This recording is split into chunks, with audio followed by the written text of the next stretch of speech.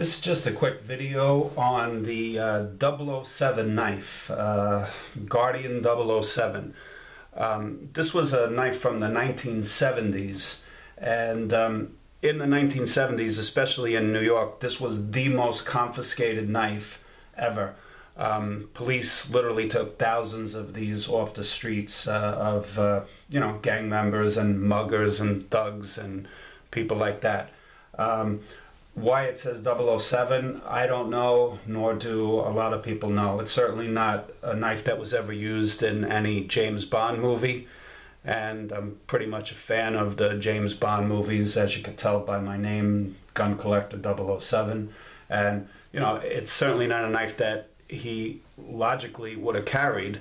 He would have probably carried a switchblade or a fixed blade knife, But this is classified, or it was in the day, as a flick blade or a gravity knife.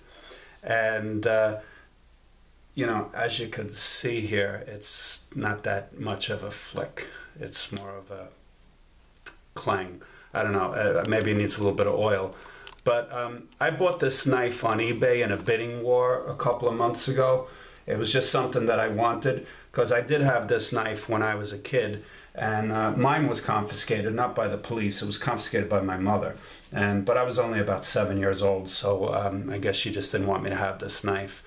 But it obviously hasn't stopped me, because I've succeeded many years later. Anyway, long story short, this was on eBay, and I see them just recently on eBay now. They go for about $20, $25 if you can get them.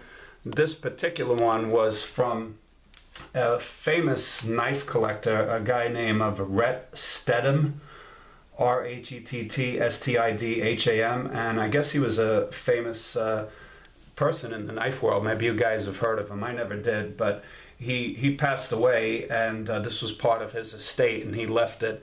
So it was a sought-after knife, and a lot of people were bidding on it, and I don't know why. I just wanted this particular knife, so I bid way too much, but I got the knife and I'm happy with it. It sits in a drawer with some of my other collectibles. And the thing about this knife is this one is made in Japan. Most of the knives of the 007 knives from the 1970s were made in China.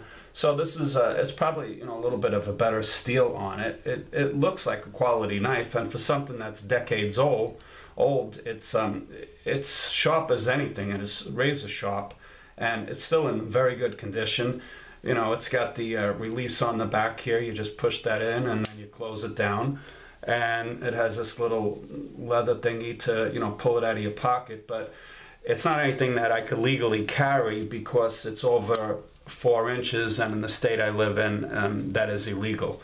So it just shows you how knives have evolved over the decades, because now you could carry, spring-assisted knives. You can carry Emerson wave type knives. You carry karambits that, just whip out of your pocket when you pull them. And, this is rather slow, so you'd probably be in trouble before you had this drawn out. But I think it's a pretty knife. It's a gravity knife. One interesting story about this knife is, if any of you guys are boxing fans, and I'm a big boxing fan, and you heard of the famous trainer Teddy Atlas, who I know personally. He trained Mike Tyson. He trained a whole bunch of big people. But anyway, he's from Staten Island and New York, and he was stabbed in his face with this knife, or I should say sliced, not this particular knife, by the way, with this type of knife. And he received 400 stitches, and even if you go see him today at his gym in Staten Island, which I've been to many times, he still bears the scar. It started right at his temple, and it goes all the way down to his cheek. And like I said, it took 400 stitches to actually close that up. And back in the day, as he will tell you, he was sort of a bad kid, like a lot of us were, and he was in a lot of fights and this and that. And he got into a fight with the guy one day, and he gave him a good shot, and the guy went down. Unfortunately, he wasn't knocked out, and when the guy came up, he had this knife in his hand, and Teddy didn't know what happened, and before you know it, he sliced his face open with this knife. Again, not this knife, but this type of knife, the 007 knife. And that sort of started the whole confiscation thing. You know, that was just, not that he was a high-profile person back then, but there were just so many cases of muggers and all these bad guys using these type of knives out there that the police, especially, again, in New York City, they were given orders by the top brass to go out and pick up these knives. And so they would do pat downs. There was, you know, you can do anything you wanted back then. There was no stop and frisk laws or any of that BS. And they just pulled people over, and if they had this knife, it was confiscated. That's it. They didn't arrest them. They just took it away. But I believe they used to sell for like around $5 or something like that. They were not expensive knives, and you know, they were called a gravity knife or a flick knife or whatever. And you know, they were just popular in the day. Again, I don't think James Bond himself would carry this knife, because why would he?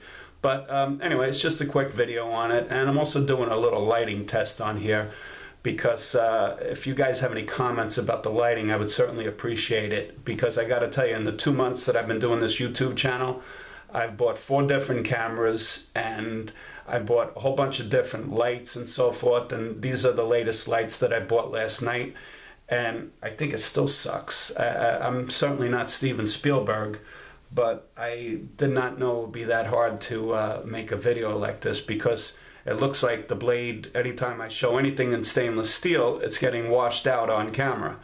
You know, if I show a stainless steel gun or a knife with the stainless steel blade, I don't know. So I've tried diffusers, I've tried all different types of things. So if you guys have any suggestions about lighting, I would appreciate it.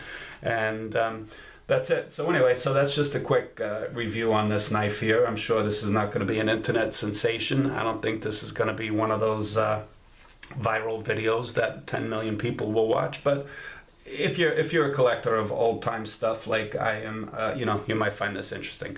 Anyway, thank you very much for watching, and please like and subscribe. Have a good day.